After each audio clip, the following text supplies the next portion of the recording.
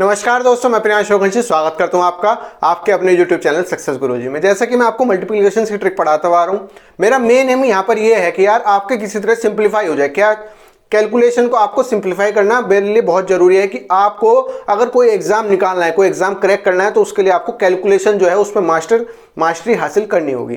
तो मैं आपका यहाँ पर जो सिंप्लीफिकेशन या मल्टीप्लिकेशन की ट्रिक पढ़ाता आ रहा हूँ, मैंने पहले एडिशंस की पढ़ाई है, तो उसमें मेरा मेन फोकस यही है कि किसी तरह से आपकी कैलकुलेशन अच्छी हो जाए, कैलकुलेशन में आपका सुधार आ जाए। ठीक है, तो उसके बाद आपका कोर्स अगर जब हम स्टार्ट करेंगे ना, तब आपको पता चलेगा कि इन चीज़ों की कितनी वैल्यू है।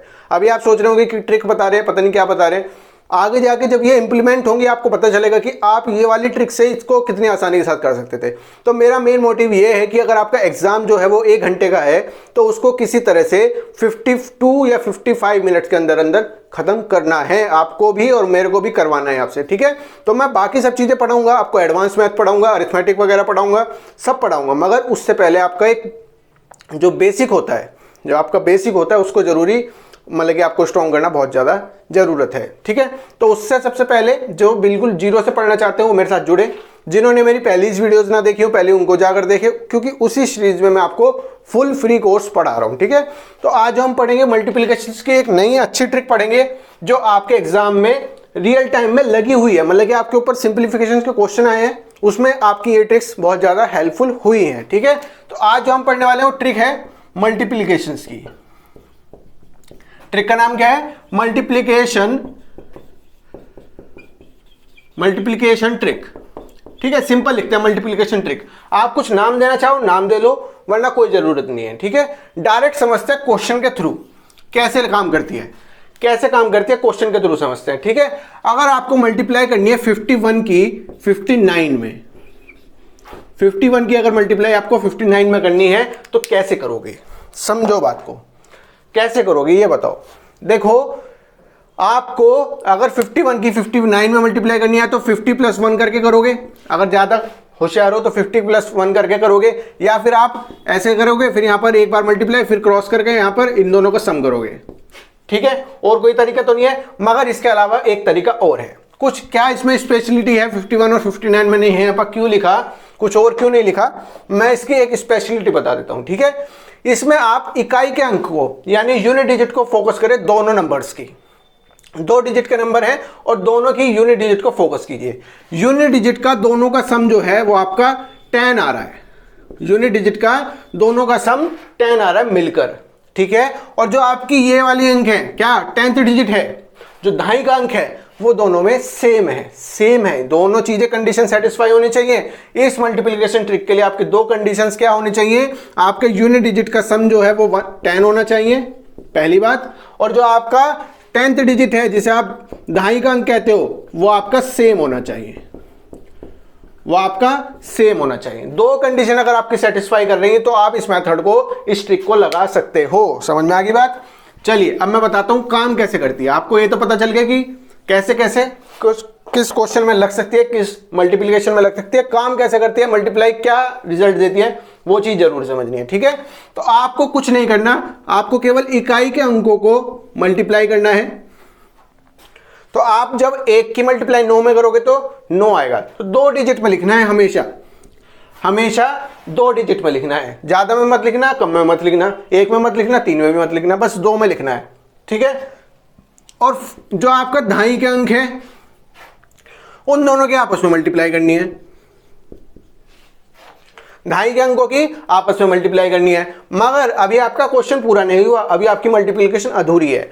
इसमें जो आपने दहाई के अंकों में मल्टीप्लाई की, जो कॉमन चीज है उसकी मल्टीप्लाई जब आपने की, तो उसमें आपको वही कॉमन नंबर जोड़ देना है जो कॉमन नंबर आपका होगा। जो दोनों में दहाई के अंकों में जो कॉमन चीज होगी वही आपको जोड़ देनी है, वही नंबर आपको जोड़ देना है। तो 09 तो आपका ऐसा कैसे लिखा जाएगा यहाँ पर? ठीक है, मगर आपने जो ये आया, दहाई के अंकों का योग आया, उसमें आपने कॉमन चीज जोड़ दी, तो आपका जो आंसर आ गया वो 3009 आ गया। यही आपका आंसर होगा। समझ में आया? और क्वेश्चन प्रैक्टिस करेंगे और अच्छे से समझ में आएगा कि कैसे कैसे हो रहा है। ठीक है, चलिए, इसके ऊपर रियल टाइम में क्वेश्चन आया है, इसलिए ट्रिक बता रहा हूं, और ट्रिक भी मैं इसकी कराऊंगा। ठीक है, चलिए, ये वाला क्वेश्चन आया, मान लीजिए 37 की 33 के साथ मल्टीप्लाई करनी है। देखो क्या बताया, दो कंडीशंस कौन कौन सी बताई, इकाई के अंकों का जो योग है वो आपका 10 होना चाहिए, 7 और 3 मिलकर 10 बना देंगे, पूरा सही चीज है। और जो आपके दाई के अंक है, जो 10th डिजिट है, वो आपकी कॉमन होनी चाहिए, वो आपकी कॉमन होनी चाहिए। तो आपको सबसे पहले क्या करना है, इकाई के अंकों को मल्टीप्लाई करके आपको यहां पर लिख देना है 7 या 21, केवल 2 डिजिट में लिखना।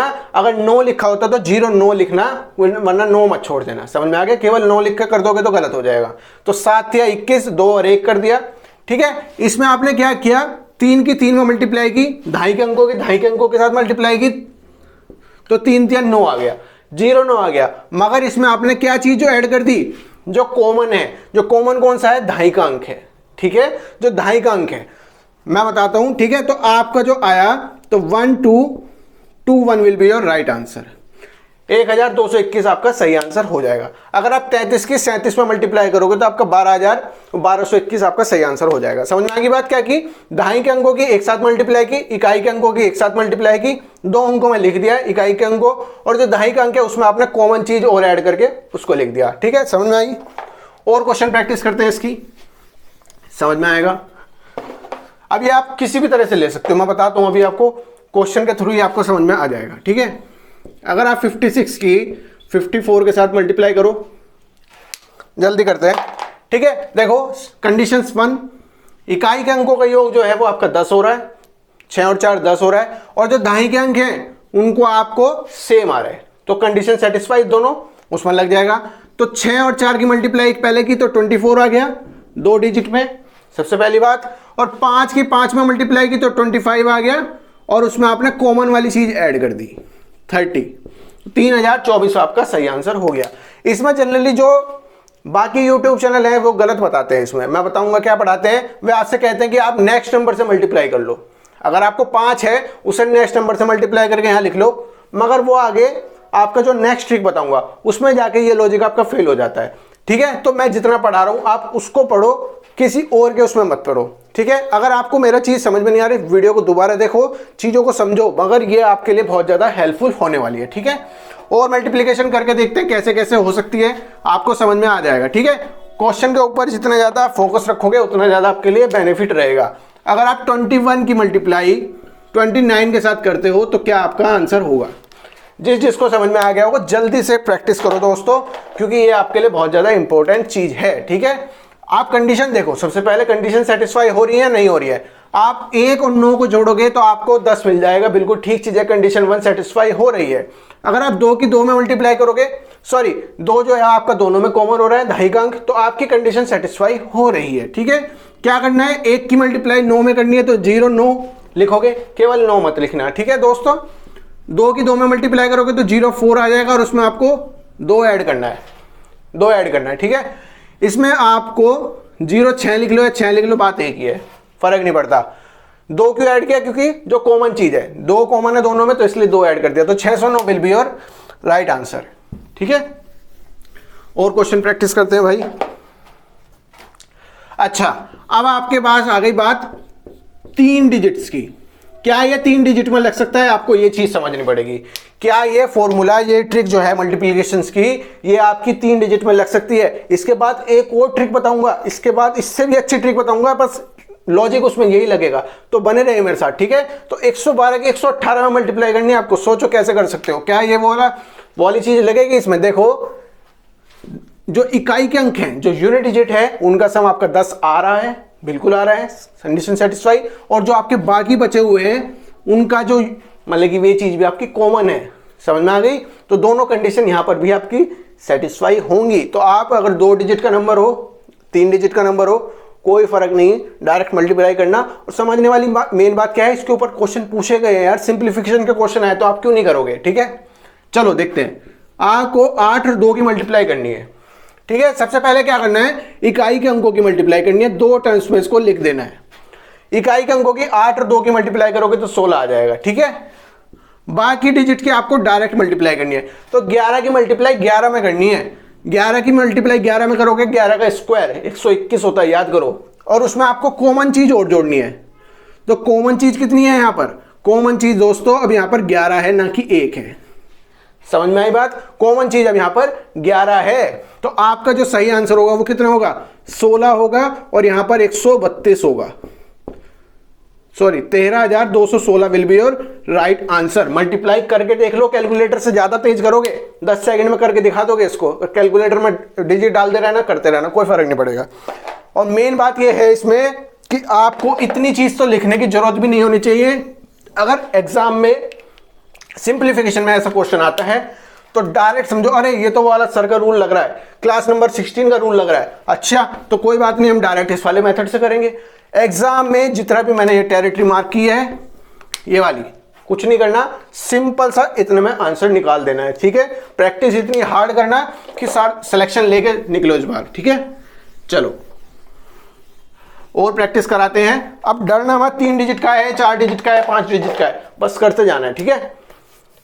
122 की, या चलो 122 तो बहुत हो गया, 179 की 171 से करो, 179 की 171 से करके देखो क्या आता है, ठीक है। देखो क्या रूल फंड वो आपके जो कंडीशन है वे सेटिस्फाई हो रही है या नहीं हो रही है, चेक करो। सबसे पहले इकाई के अंक को चेक करो। इकाई के अंक देखो 1 और 9 दोनों का सम मिलकर 10 बन रहा है, बिल्कुल बन रहा है। और जो बाकी की डिजिट है 17 और 17 क्या में कॉमन आ रही है, बिल्कुल आ रही है। तो दोस्तों आपकी कंडीशन लग रही है, तो क्यों किस बात की देर है, जल्दी से करके खत्म करो। इकाई के अंकों को इकाई के अंक के साथ मल्टीप्लाई करना है, 9 की 1 में मल्टीप्लाई करोगे तो 0 9 लिखना, केवल 9 मत लिखना, अगेन वही बात है, ठीक है, कॉमन सी चीज है। अच्छा अब आपको स्क्वायर में हमेशा से कहता आ रहा हूं, अगर आपको स्क्वायर याद नहीं है तो आप कुछ नहीं कर सकते। स्क्वायर अगर आपको याद नहीं है तो स्क्वायर याद कर लो दोस्तों, 30 तक स्क्वायर कम से कम, और 20 तक क्यूब आपके जवान पर रटे होने चाहिए अगर कोई एग्जाम अच्छे से क्रैक करना चाहते हो, ठीक है। तो 17 का स्क्वायर 289, उसमें 17 और जोड़ोगे। क्यों जोड़ा, क्योंकि कॉमन वाली चीज जोड़ दी हमने। कॉमन कितना है, 17 ही तो कॉमन है, तो आपका 306 यहां पर आ जाएगा। 30609, 30,609 will be your right answer. कितना इजीली हो गया, समझ में आ गई ट्रिक। अब आपको अगर समझ में आ गई तो मैं क्वेश्चंस देता हूं, आप करके देखो आपसे हो रहे हैं नहीं हो रहे। अगर नहीं होंगे तो आप मुझे नेक्स्ट क्लास में बताइएगा, मैं उसमें आपको गाइड करूंगा कि कैसे कैसे प्रॉब्लम कर रही है, वैसे प्रॉब्लम होने नहीं चाहिए, ठीक है। अगर आपको दोस्तों 122 की मल्टीप्लाई 128 के साथ दे दे तो लगा के देखो क्या लगता है या नहीं लगता है, क्या ये मेथड लगता है नहीं लगता है। अगर आपसे 135 की मल्टीप्लाई 135 से पूछ ले, 135 की मल्टीप्लाई 135 से कर लो भैया, ऑरली करके देखना, पेन करने की जरूरत नहीं है। पेन उठा के देखोगे तो गलत कर रहे हो इसका मतलब, ठीक है। 13 का स्क्वायर तो आपको याद ही होगा, 13 का स्क्वायर उसमें 13 और जोड़ा, बस सिंपल सी बात है, ठीक है। अब डर करो 1509 या सॉरी 1100 करते हैं, चलो 1100 1111, उसकी मल्टीप्लाई 1111। डरना मत इससे भी, कभी 4 डिजिट के 5 डिजिट से डरने लग जाओ, भैया डरने से तो कुछ नहीं होना। क्या 1502 की मल्टीप्लाई 1508 के साथ करनी है आपको, 1502 की मल्टीप्लाई 1508 के साथ करनी है। समझ में आ गई बात। ये क्वेश्चन आपके एक तरफ से होमवर्क की तरफ से है, घर की तरफ से करके लाना। 150 का स्क्वायर जिसको याद नहीं हो वो स्क्वायर्स में मैं आगे पढ़ाऊंगा, जिसको स्क्वायर्स याद ना हो, जिस भी दोस्त को स्क्वायर याद ना हो, स्क्वायर की मैं क्लास लूंगा आपकी। मल्टीप्लिकेशन खत्म हो जाए, थोड़ा डिवीजन पढ़ा दूं, उसके बाद मैं आपका square, square root, cube, cube root, वर्ग, वर्गमूल, घन, घनमूल सब चीजें पढ़ाऊंगा। हिंदी हो चाहे इंग्लिश हो, पूरा का पूरा कोर्स आपको फ्री ऑफ कॉस्ट मिलता रहेगा। अगर आप चाहेंगे कि आपको पीडीएफ वगैरह भी मिले या नोट्स वगैरह मिले, क्लास नोट्स, तो मैं आपको सब चीजें प्रोवाइड करा दूंगा, ठीक है। तो अभी के लिए इतना ही, कल फिर मिलेंगे आपसे एक नई अच्छी ट्रिक के साथ। अभी मुझे इजाजत दीजिए। अगर चैनल का कंटेंट अच्छा लग रहा है तो चैनल को लाइक शेयर सब्सक्राइब जरूर कीजिएगा। तब तक के नमस्कार, जय हिंद।